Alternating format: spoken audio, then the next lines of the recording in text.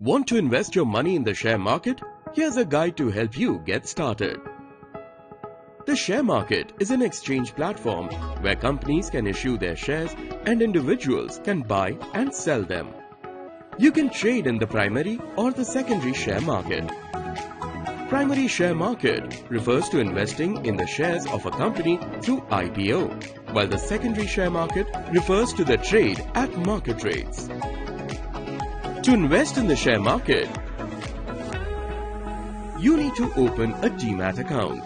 You can either choose a listed share that you wish to buy and confirm the transaction details to complete a purchase, or you can apply for an IPO and await its allotment basis the market response.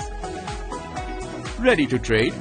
Kickstart your investment journey with an HDFC Bank Demat account. Stay on top of your finances with us. Subscribe to HDFC Bank's YouTube channel. Tap on the bell icon for regular updates.